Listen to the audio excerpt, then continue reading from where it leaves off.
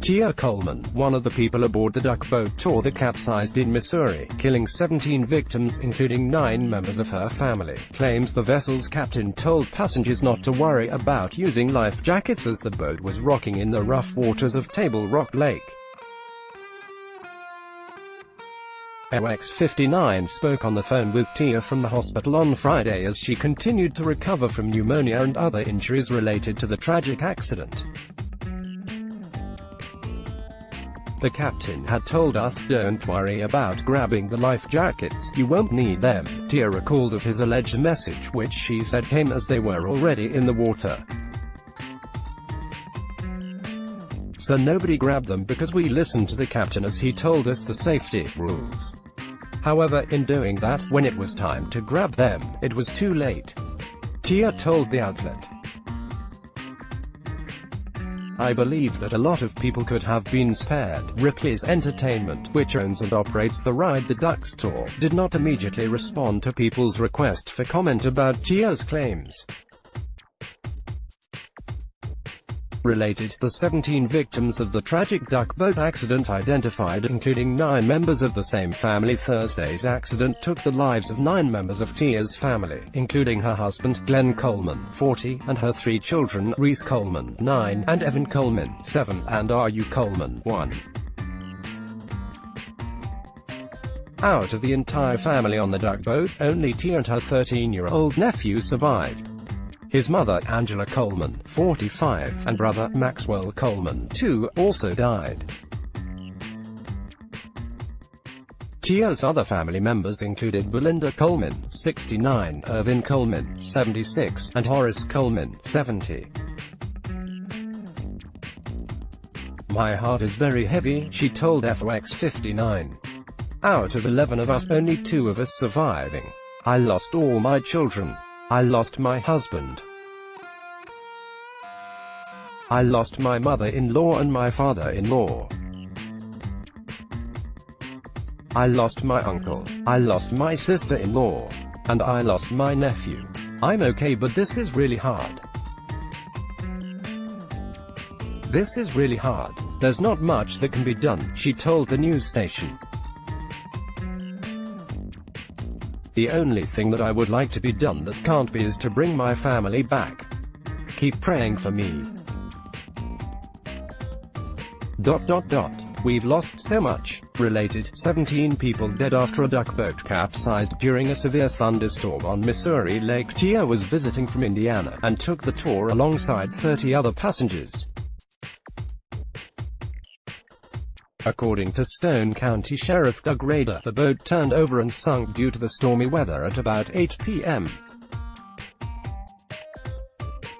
ET, with the thunderstorm winds as high as 60 miles per hour, NBC News reported. The duck boat remains at the bottom of the lake. A severe thunderstorm warning had allegedly been issued for Branson at 6:30 p.m. Thursday, the Associated Press reported. There was a warning. Tia told FOX59 of the weather, claiming that the warning people said, "Take them out to the water first before the storm hits. Since I don't know the route, I'm not sure if we went to the water first or if we went to the town first," she said. "It took a while to get to the water. So I'm just unsure." She added that she felt motion the entire time, simply because they were on a boat. "The water didn't look ominous at first, it looked like normal water," she told the outlet. "And then it started looking very choppy." In a tearful video interview from her hospital bed obtained by multiple outlets, including WSYX6 and KOLR10, Coleman said the captain never told them to use the life vests. "They told us they're up here, this is where they are, they showed us where they were," she said. "But don't worry about it, you won't need it," and we said, "Okay." So when the captain took over, I thought that at some point he would say, "Grab the jackets now." But we were told to stay seated, and everybody stayed seated. Tia shared. Nobody grabbed it. She added, when the boat is found, all those life jackets are going to be in there. Nobody pulled one off. You weren't supposed to grab them unless you were in distress, which we were, but he told us we don't need them. It was, I don't know what to say, definitely a life-altering event.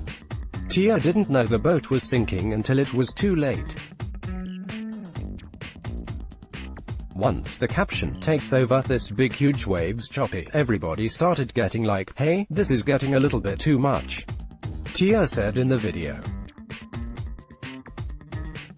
And then it got really choppy and big swells of water started coming into the boat.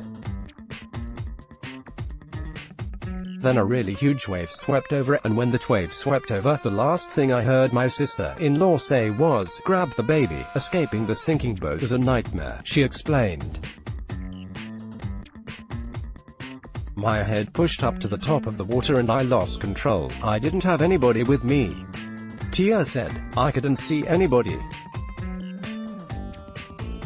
And I know it wasn't, but I felt like I struggled for at least an hour, but it was probably like 10 minutes.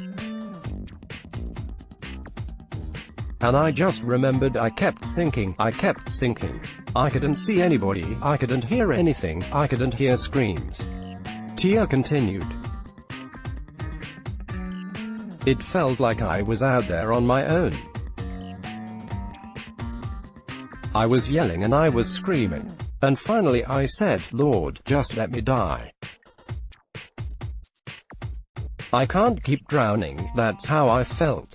Related video. Video shows final moments before duck boat capsizes. Letting go. Tia said she started floating to the top and felt the water temperature raise to warm. First responders were waiting in a boat trying to help survivors. They were throwing out life jackets to people, Tia said. And I said, "Jesus, keep me, just keep me so I can get to my children."